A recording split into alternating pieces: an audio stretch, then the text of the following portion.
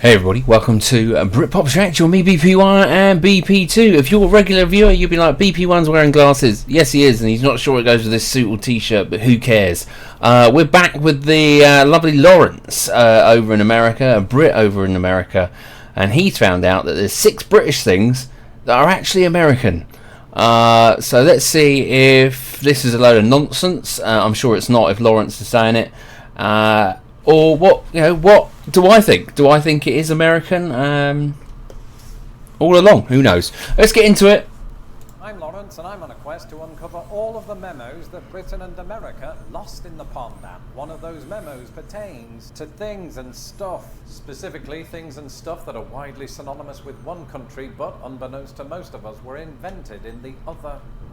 Fair play. Go on then. Today, we're going to look at 6 British things that, against all odds, are actually American. And you might be wondering, Lawrence, you're Teabags, isn't? Surely it's Indian, right? Of the United States. Well, firstly, you hypothetical person, my official nationality is British American. And secondly, I recently gave Britain its due in the much heralded video 6 American things that are actually British. Oh, we'll have to do that one as well, won't we? If you would like to be alerted about all future videos and haven't had a chance to subscribe to this channel, do that now.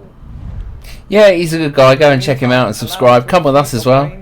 Subscribe to both of us. They belong in the Louvre or the discount bins at Walmart. When I first moved to the United States, Bounty Bar? People would ask me, Lawrence, apart from your family and Yorkshire puddings, what do you miss most about Britain? And my answer was always the same. British chocolate. I mean, oh sure, yeah, your average I American bet. Grocery store might carry 1 or 2 Cadbury bars and mini eggs, but Crunches, Twirls and Whisper bars were a lot harder to come by. However, America's confectionery aisles did contain one divisive British chocolate bar that I happen to love.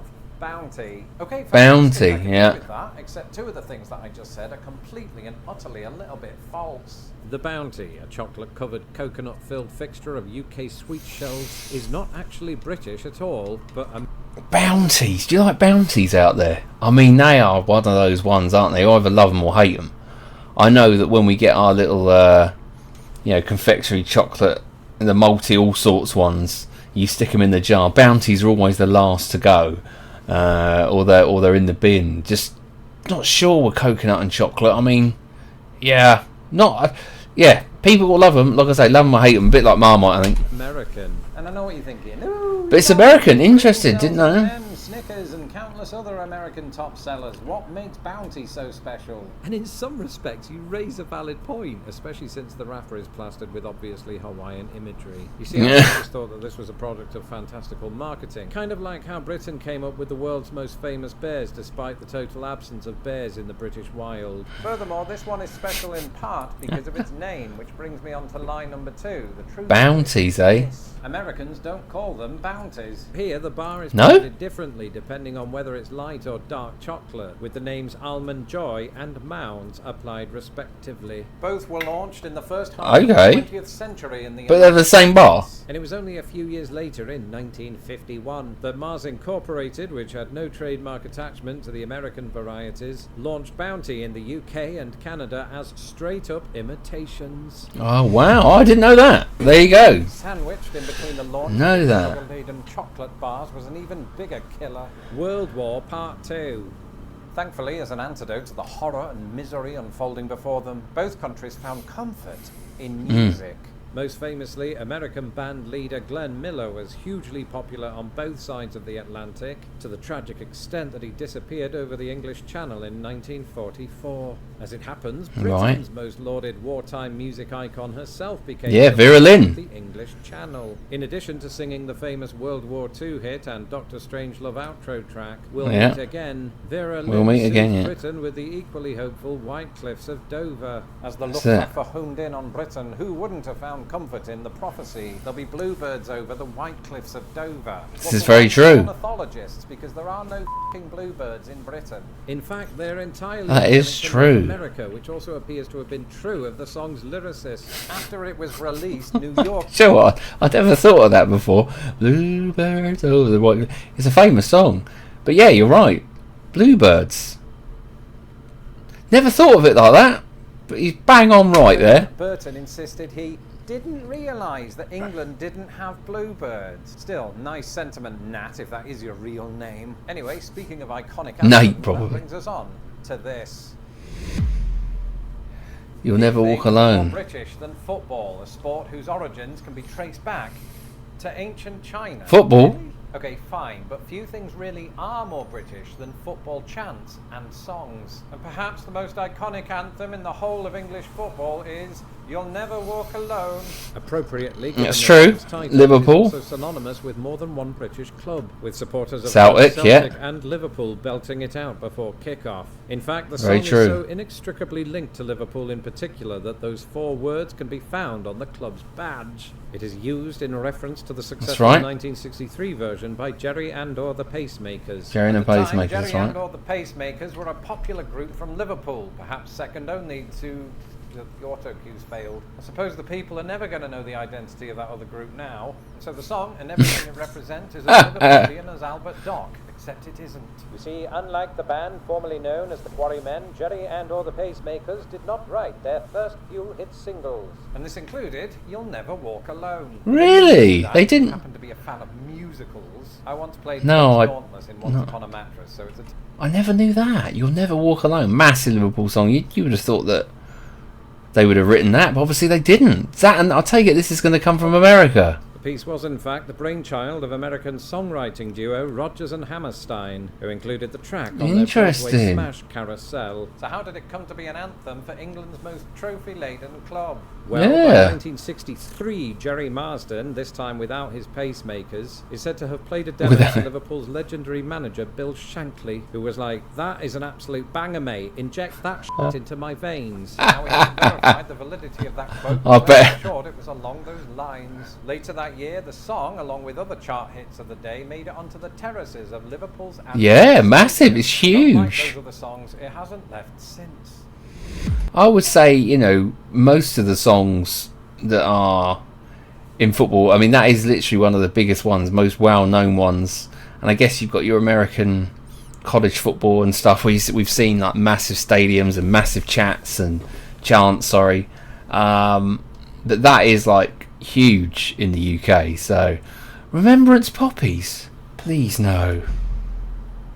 Well, it doesn't matter, but surely. Us Brits in the lead up to Remembrance Day aren't actually British. But don't take my word for it. Instead, here's me from a year ago discussing it on a YouTube short that you probably missed. Moina Michael was an American professor who pioneered the idea of commemorating soldiers with the red poppy. She'd been inspired to push for it after reading the famed poem "In Flanders Fields" by John McCrae, himself a Canadian lieutenant colonel. While teaching a class to disabled World War I servicemen at the University of Georgia, Moina saw an opportunity to engineer financial support for the wounded. Wow, she's on the stamp. As a result of her efforts, the American Legion Auxiliary and the British Legion Appeal Fund both formalized the poppy as a symbol of remembrance from 1921. While Britain widely persists with the symbol more than a century later, America has phased out the November 11th poppy, with some choosing to wear one during May's Memorial Day.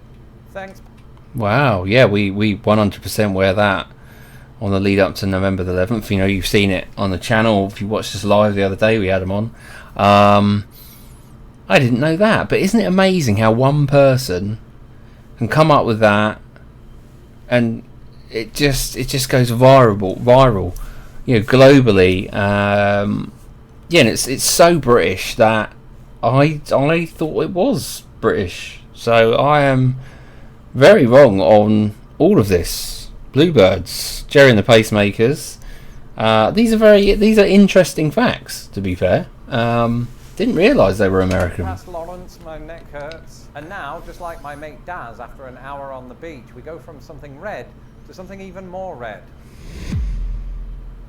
But Father Christmas, while delivering presents in Britain, didn't always wear that particular colour. But as I said in 1987, when Santa brought me a protein pack instead of... Isn't this to do with Coca-Cola? Back up there, mate. Because who was Father Christmas actually? Well, I won't bore you with all of the details because I already did that in this video. But in a nutshell, it went like this. From English folkloric tradition, Father Christmas was indeed the personification of Christmas. Historically, he went by several names, including Christmas Lord, Prince Christmas, and I'm not... Prince Christmas? Captain Christmas. Captain Christmas. Ships for the new Shut up. They didn't take Captain Christmas with them, presumably opting for an actual captain. There are two big reasons for this. Number one, 17th century Puritans in England had declared Christmas an affront to God, even banning it at one point. And number two, Puritans in New England kind of viewed things the same way. And so many Christmas traditions were shelved, including Father Christmas. But fear not, because 200 years later, with Puritan influence having long since waned, he returned. However, by the time he was revived by the he was green, who often depicted him in green robes and a crown ordered on eBay, the US had moved on to other things, such as the Dutch figure Santa Claus. And at this point you might be thinking, so what, Lawrence? Santa Claus? All this tells us is that Father Christmas is still British. Correction, was still British. Because during the 19th century, word of Santa Claus reached England. People seemed to take a shine to him, and although for a while he and Father Christmas remained distinct, our version started taking on elements of that curious fellow from the North Pole. Right. For instance, his crown disappeared and was replaced by a hood, probably also from eBay. His waist became larger and his cheeks rosier. And after Santa Claus was depicted in 19th century cartoons wearing red and white, Father Christmas came to follow suit. I didn't intend that pun, but gosh, it was good. And so today you could argue that he remains Father Christmas in name only, hence why a lot of Brits just call him Santa Claus. Wow. Funny, obviously. Interesting backstory on it. I mean, I would never say British at all, but in fact I would have said that was American to be more anything. But it's good to see the name Santa Claus. Where that comes from Father Christmas. Very interesting. When you hear the word tea, there's only one country that comes to mind, Britain. I've just realised that's 3 countries. Nonetheless, the British fixation with tea is very real. It is, yeah, we are. When it was brought to England by Catherine of Braganza, the future Queen of England. Just over a century later, Britain was so enamoured with tea that Americans in Boston famously copied us by hosting a tea party of their own. I thought it was American. Indian. What assume most about me is that I prefer tea to coffee, which is only true if I've had 3 coffees. That said, British people do generally love their tea, whereas Americans, more often than not, are indifferent. Instead, the latter love their lattes. And so it will surprise absolutely everybody to learn that tea bags were invented not in Britain, but the tea bag. The first patent, or patent if you will, was filed in that city in 1903 by its inventors Roberta Lawson and Mary McLaren. Fair play. For years, the idea caught the attention of New York importer Thomas Sullivan, who subsequently had them shipped around the world. The tea bags, not the inventors. Today, tea bags are a common household item in Britain, but Yorkshire tea, which is manufactured 80 miles from my English hometown, owes everything to 2 people 80 miles from this one. Behold, US patent 723287. Look at that. Tea leaf holder. Is that what it's called? Tea leaf holder. Tea bags. A fair play. Excellent. It is that both of my homelands have a rich history of influencing each other. In many ways, our special relationship feels more like one of siblings.